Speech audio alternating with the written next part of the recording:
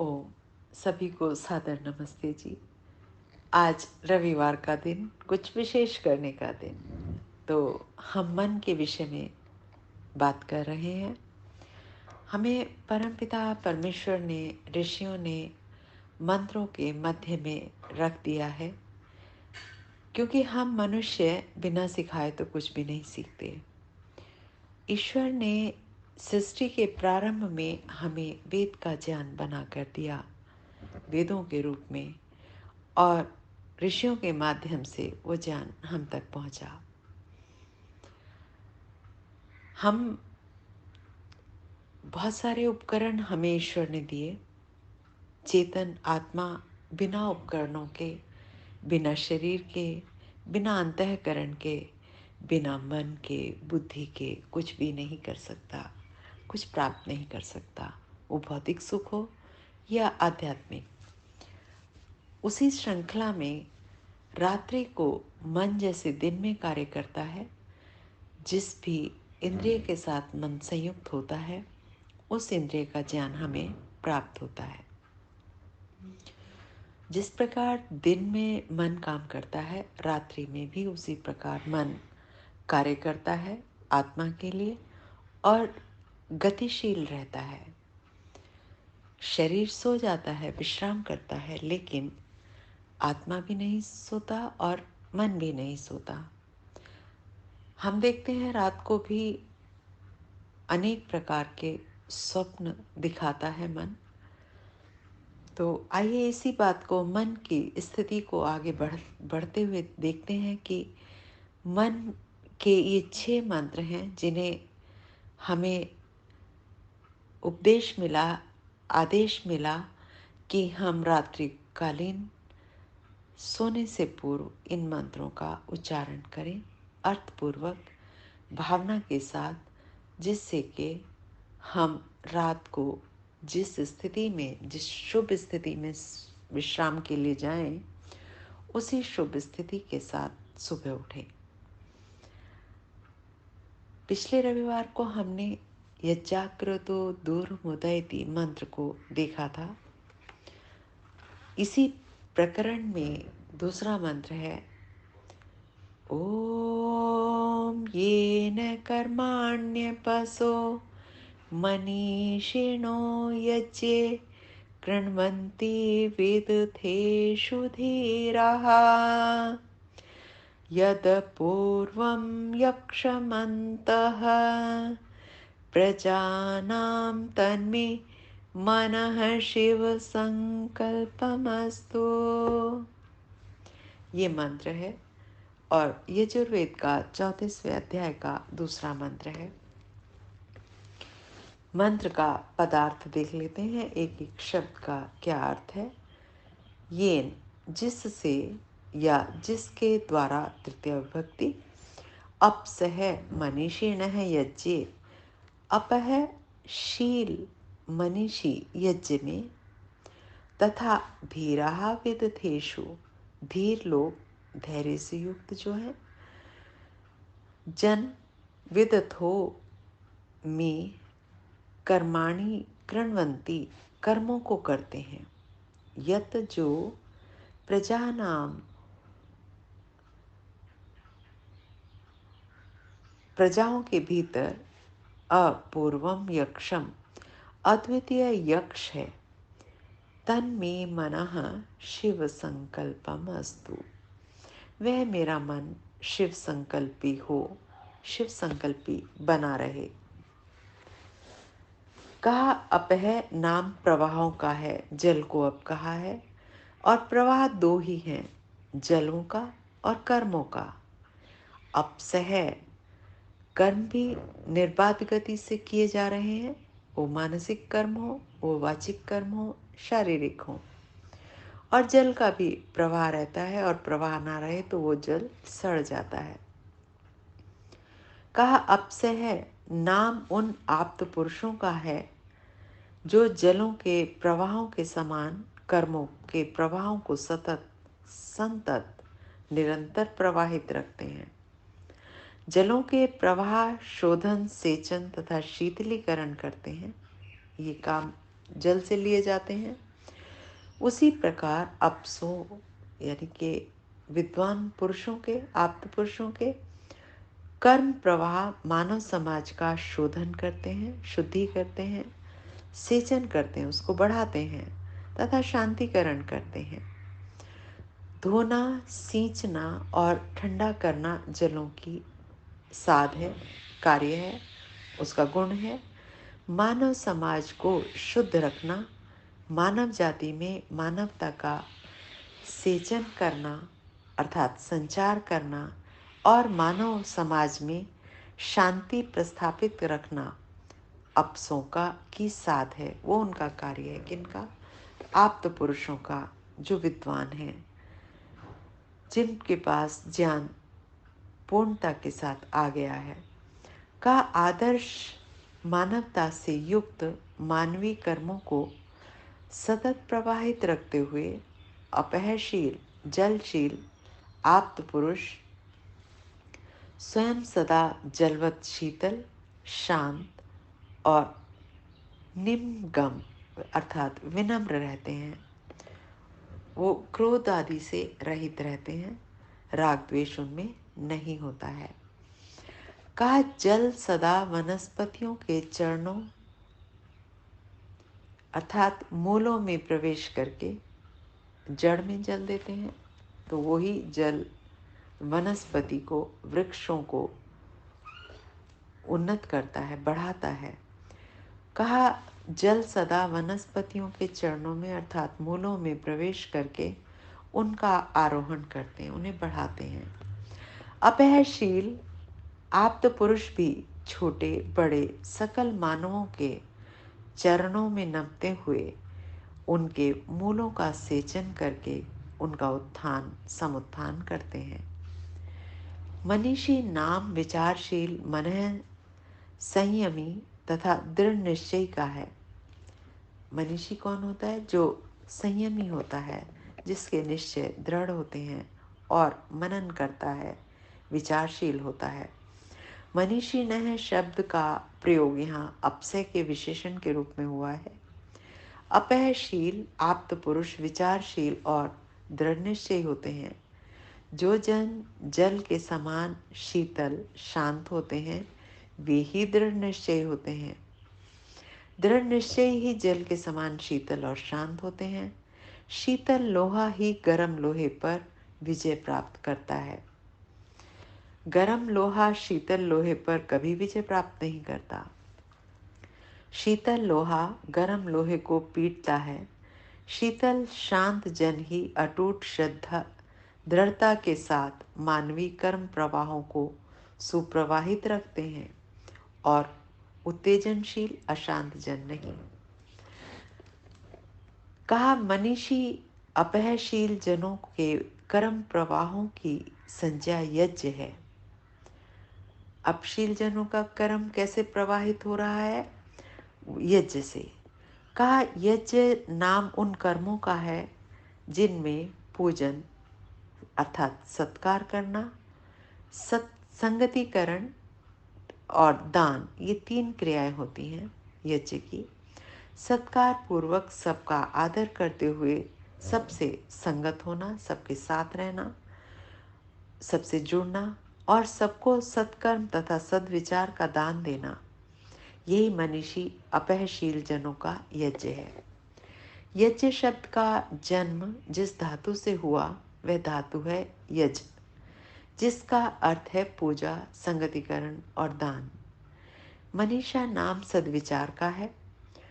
अपस नाम शुद्ध जलों और सत्कर्मों का है। मनीषी अपस है।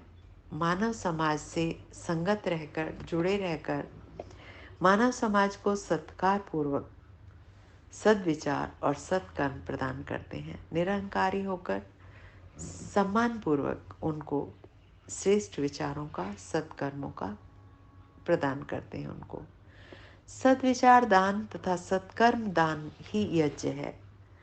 श्रेष्ठ विचारों का दान और श्रेष्ठ कर्मों का जो दान कराते हैं वही यज्ञ है।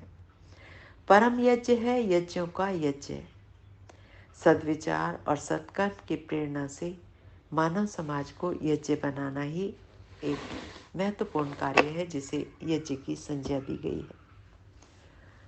विदथ नाम उस संपादक साधना का है जो लोकहिताय और लोकहित में की जाती है, दूसरों के लिए की जाती है।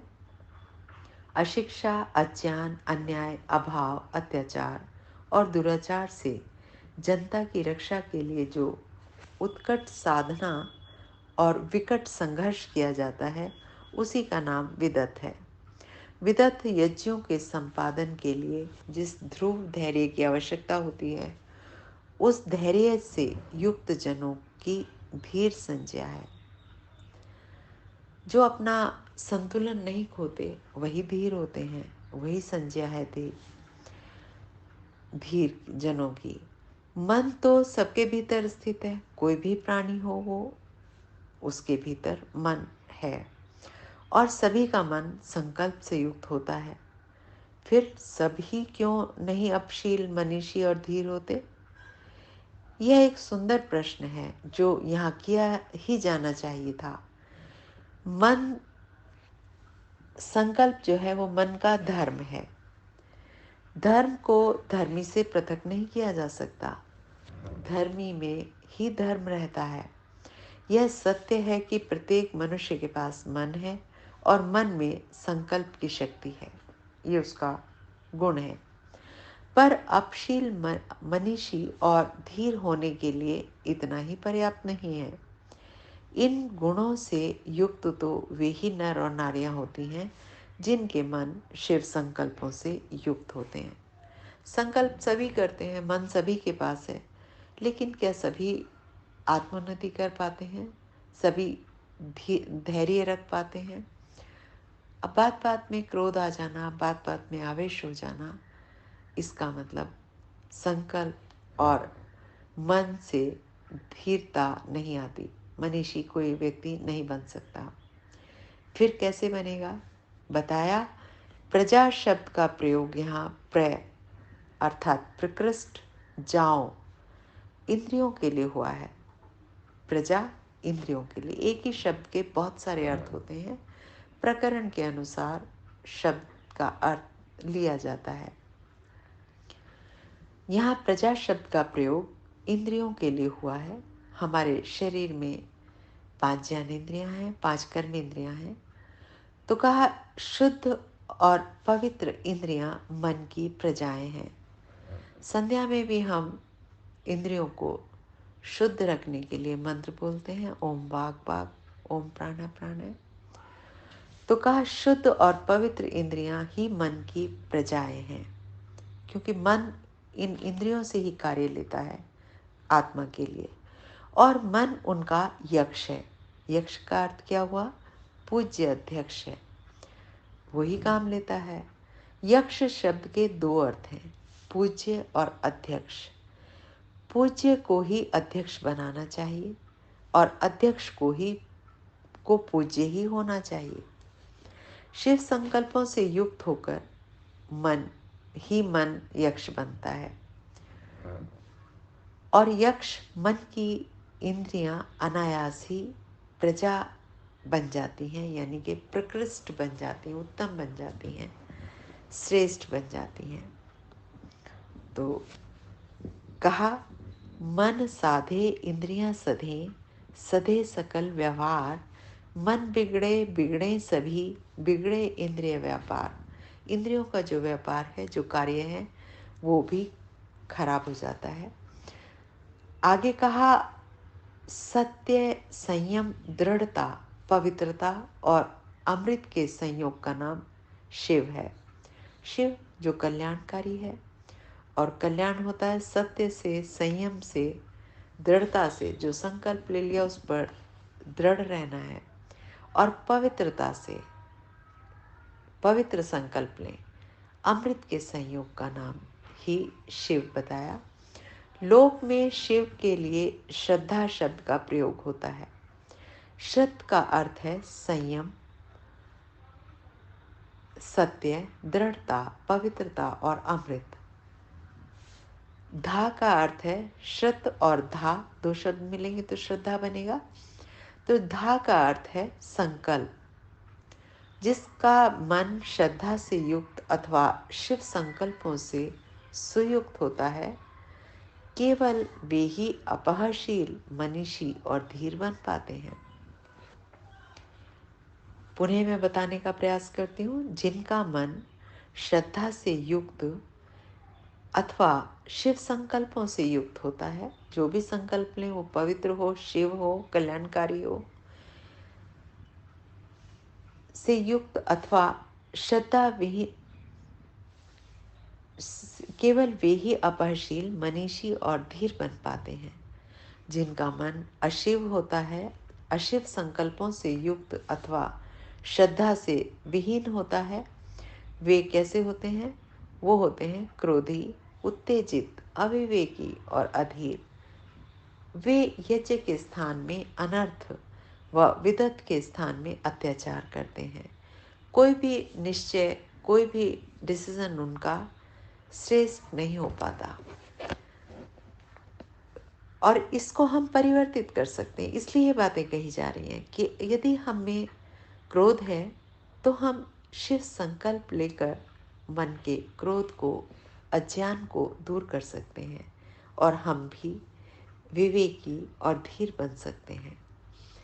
आगे कह दिया कि अब मंत्र के शब्दार्थ पर पुनः विचार करेंगे। शिव संकल्पों से युक्त करके अपने जिस शिव मन से अपहशील और मनीषी जन मानव समाज को यज्ञ बनाने के अनुष्ठान में विविध कर्म करते हैं। शिव संकल्पों से युक्त करके अपने जिस शिव मन से, मन शिव है, कल्याण करता है, बस उसको साधने की आवश्यकता है। तो कहा जिस शिव मन से धीर जन, धीर पर मनुष्य परोपकारक साधों में विविध साधनाएं करते हैं, वो परोपकार के लिए जीते हैं और उसके लिए साधनाएं भी, व्यवहार भी करते हैं। अगला शब्द, शिव संकल्पों से युक्त होकर जो वह मन अपनी जाओं को, जाएं इंद्रियां को प्रकृष्ट, शुद्ध, पवित्र बनाता है और अपनी उन प्रकृष्ट इंद्रियों के मध्य में अद्वितीय यक्ष बनकर उनसे यज्ञों और विद्युतों का अनुष्ठान कराता है। यज्ञ जो शुद्ध कर्म होते हैं, दूसरों के लिए किए जाने वाले कर्म, और विद्युत बनाता है, विद्युतों का अनुष्ठान करता है। वैसे ही मेरा मन शिव संकल्पी हो, शिव संकल्पों से युक्त रहे, जिससे ताकि मैं भी अपहशील, मनीषी और धीर बनकर यज्ञों का तथा विद्युतों का संपादन करूं। ऐसा मंत्र ने हमें शिक्षा दी, ऐसा उपदेश दिया और हम अपने आप को, अपने मन को इस मार्ग पर चलाएं कि ज्ञान संपादक साधना विदत था, विदत का अर्थ था, और यज्ञ का अर्थ संगतिकरण, दान और श्रेष्ठ कर्मों को करना। तो आज के मंत्र का यही सुंदर संदेश, यही उपदेश, इसको अपने जीवन में उतारें और सदा उन्नति करते रहें, प्रसन्न रहें।